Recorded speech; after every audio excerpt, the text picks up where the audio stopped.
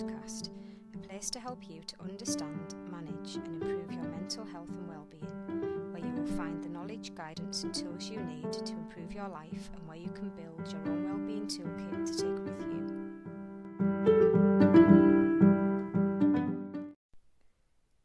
How have we got to this place where we go about our lives, picking our bodies apart, criticising ourselves, thinking we aren't good enough because of how we think we look, comparing our physical self to who we think we should be? It's so common that almost all of us do it, and it's really sad. Our society has a lot to answer for. We should be picking each other up, picking ourselves up, shouting from the rooftops about who we are, not tearing ourselves and others down. It's tragic and we have to do something about it. And that starts with you.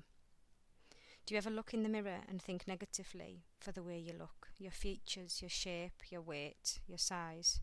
Do you ever ruminate about and feel remorseful for the things you eat or don't eat? If so, then keep listening. We've become so focused on body image as a culture that it's taken away what's really important about life, about ourselves. And the worst part about it is that it's caused us to stop seeing who we really are. We're walking around with blackout glasses on when we see ourselves. We don't have an accurate picture of who we are. It's false, biased, inaccurate. The glasses are lying. In essence, they're a bully towards us, and we're bullying ourselves. Not purposefully, we're doing it subconsciously. There are many external things that can cause us to have negative and false perceptions of our body image. But today we'll briefly talk about two.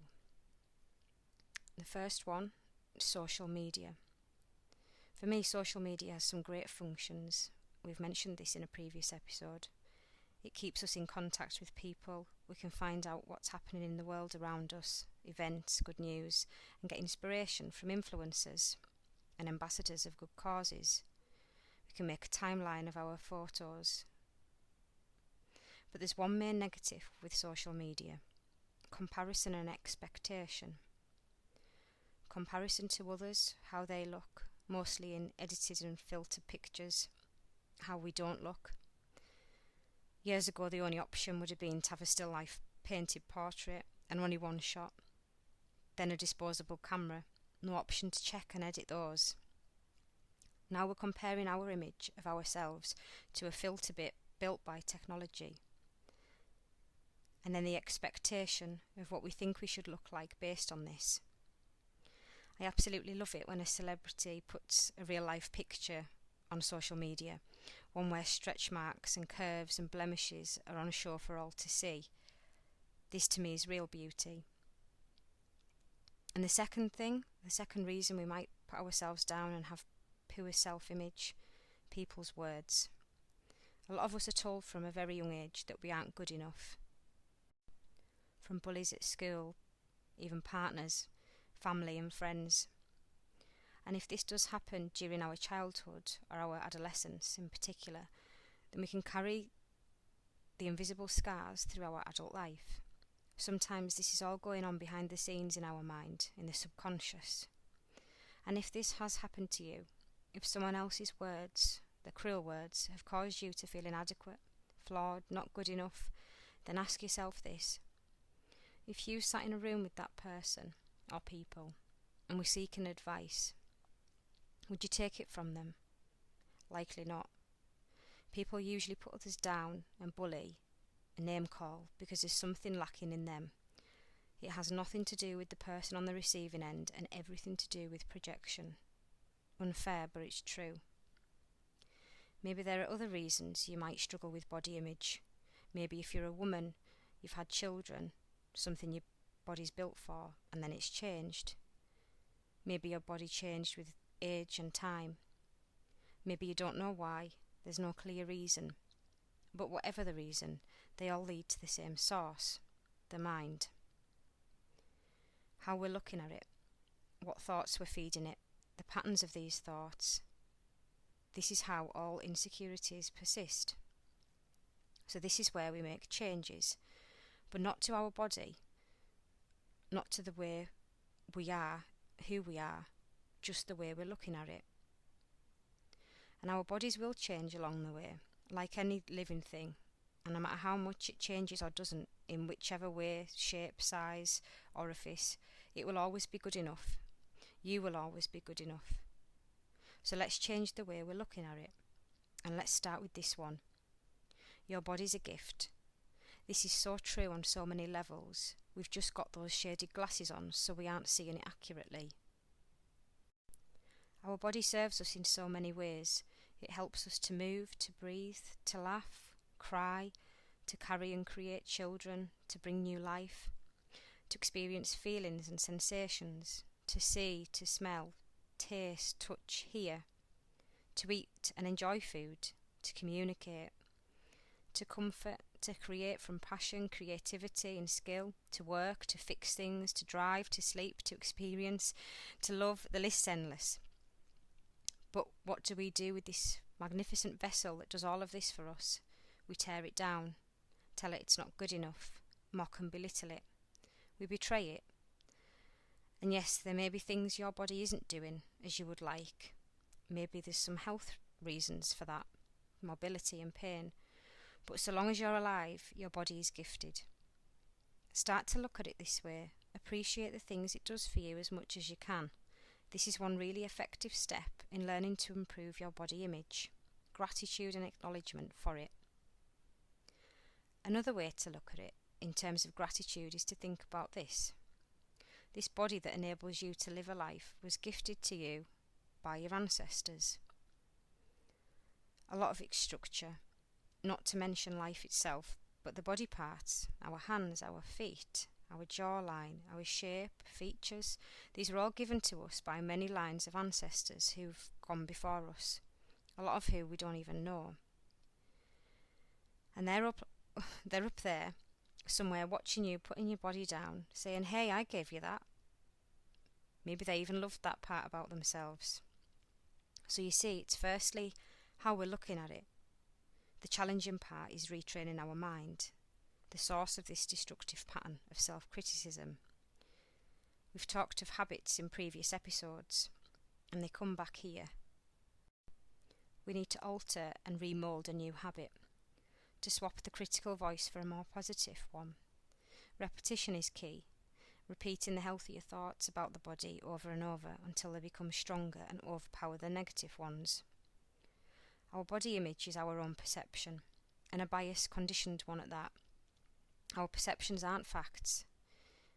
If we're always going to try tirelessly to change who we are because we think we aren't good enough as we are, then in reality we're never going to feel good enough, no matter what changes we make to our body. Trust me, I know. I've been there. I've worked hard to lose weight, thinking I would be happy when I achieved my goal. But the honest truth is, when I achieved what I set out to do, I still didn't feel good enough. Still always more pounds to lose, wobbly bits to get firmer, on and on. So the crucial element of improving your body image is to accept who you are, to love yourself as you are, to challenge that critical voice, to look at yourself from a different perspective. And now you're thinking, how on earth do I do that? Along with challenging and overpowering that critical voice, it comes down to improving how you feel. And once you get this bit, the rest will follow.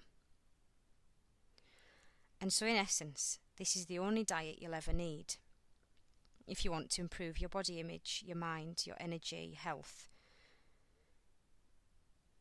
Not your body because it isn't good enough in appearance, but your body and how it feels, how it serves you, your relationship with your body. And please take the word diet lightly. I'm not a fan of the word diet.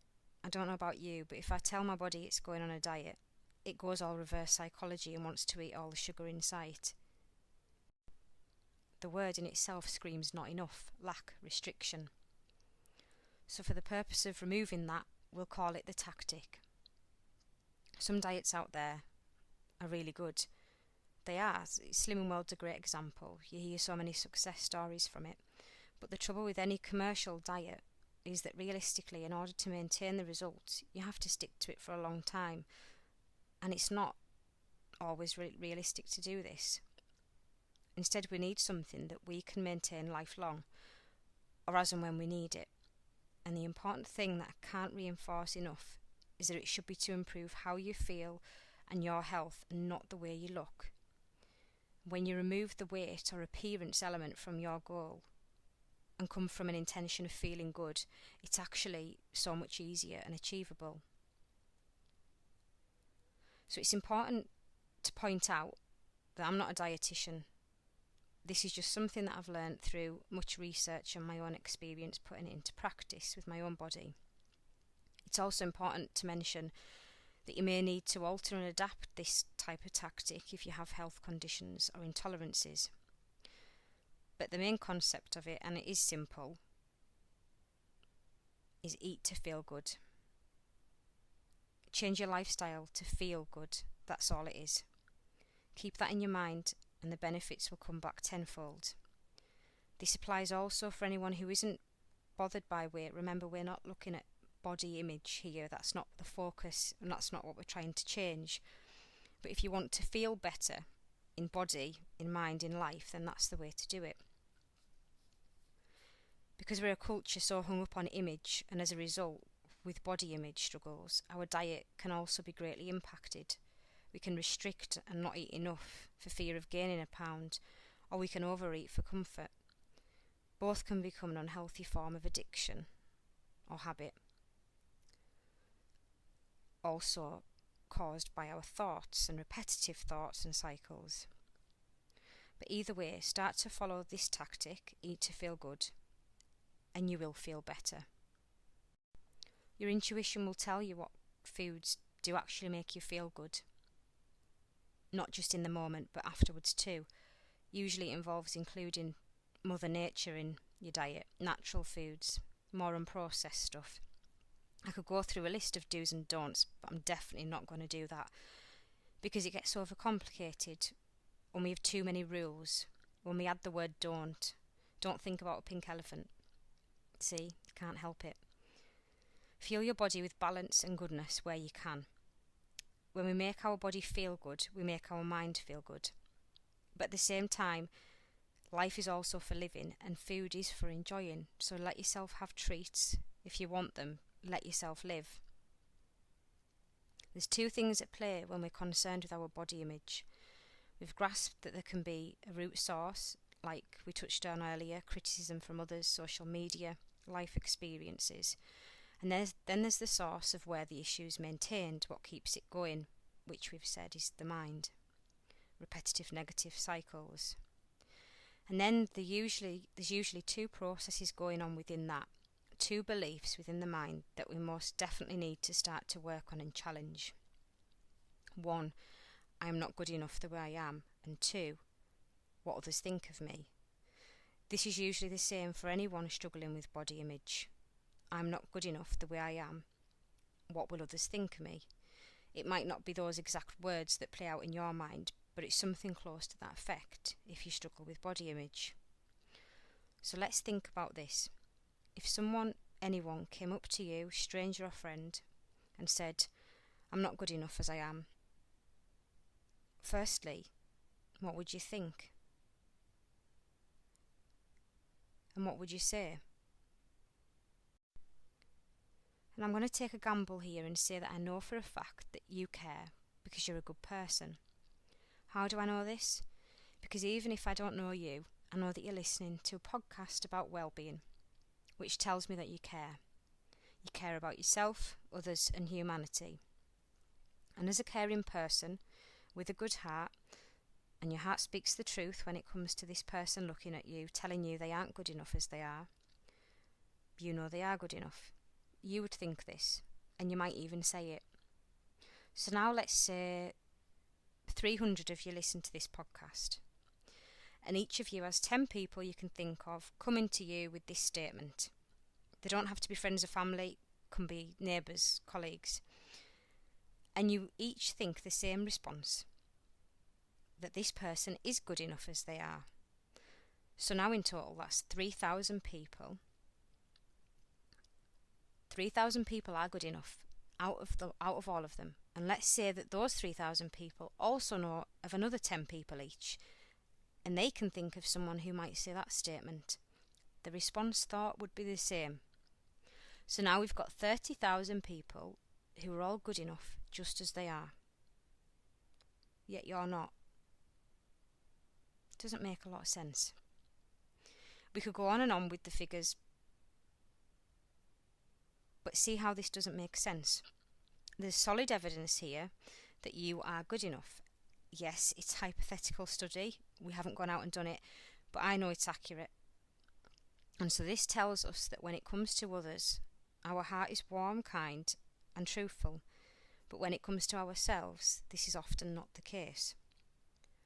Remember this study, or think about this, the concept of what I've said, when you next think critically of yourself. Be the person listening to the comment from someone else. What would you think and say? Then say it to yourself, because this is the truth. You are good enough exactly as you are. So for a minute, let me be that person. Stranger or friend, it doesn't matter. You tell me that you don't feel good enough as you are. Man or woman, a non-binary. You think your body shape is wrong, your height too tall or too small. You don't like your feet or your hands or your face or your hair. No matter what you believe, I'll tell you this. I understand that it's hard. I've been there. But you have to stop letting your mind bully your body. You are beautiful exactly as you are. Your worth does not depend on how you think you look. You are worthy and you belong just as much as anyone else. You are worthy of your own love more than anything else. Your body's a gift, and so are you, mind, body and soul. Don't let these false perceptions restrict or stop you from living your life. Think about what's truly important to you, what makes you feel happy, what brings your soul alive. Your soul is the most precious part of you. Stop letting these thoughts banish it. Bring it back to life. Get up, stand up, and prove to yourself that you're worthy exactly as you are. Somewhere in the world, someone wishes to be as lucky as you to have the body parts that you have. And once you learn how to be comfortable in your own skin, you'll find your beauty. You'll see it. It's there. For the toolkit, I've got 2 tools to introduce to you to help with body image. The first one is the magic mirror. This was in a previous episode, and I think we called it mirror work. And we're bringing it back here because often the mirror is where we're looking at when we pick ourselves apart. So the magic mirror is, you do this technique and you keep doing it every single time you look in the mirror. When you look, find something that is positive about you. It doesn't matter what it is. It doesn't matter whether it's about your physical appearance or who you are as a person, but every time you look in the mirror, find something positive and highlight it to yourself, out loud or in your head. It doesn't matter. But often when we're looking in the mirror, that's when we most feel self-conscious or we're critical about ourselves. So in order to do this, we need to make the mirror somewhere where positive things happen, where it's not something that we pick our bodies apart. It's not a place we do this. It's a place we pick ourselves up and highlight this. And I know it can feel uncomfortable, but there's nothing wrong with doing this. It's important, in fact, that you do. So use the magic mirror every single time you look in the mirror, particularly if you're feeling negative or you're having a bad moment or you're feeling down about yourself. Look for the good. Always find something positive, because there's lots of positive things, I can promise you. Find them and tell yourself and repeat them. And the second tool, change your focus. So this is just simple. It's a simple technique, but it's really effective, because often what happens when we are self-conscious and we're ruminating about our image, our appearance, or what we're eating, what we're not eating, when we get in that pattern of spending lots of time focusing on it, we make the problem bigger in our head. And so what we need to do is change our focus of attention, focus on other things. And like when I said before about bringing your soul to life, this is one technique that can really help. Think about what really, really makes you feel good. You don't have to get joy from it. It can be difficult to feel joy if you don't feel good. But something that distracts you, something that makes you feel like you've accomplished something. It could be simple as a housework task. change your focus of attention and keep changing it every time you notice that those ruminating thoughts are coming back. Break the cycle. I hope there's some things you can take with you from this episode. It's not easy work, but persevere and you'll get there. Don't forget to share it with anybody else you feel might need to hear these words. Thank you for listening and have a good week.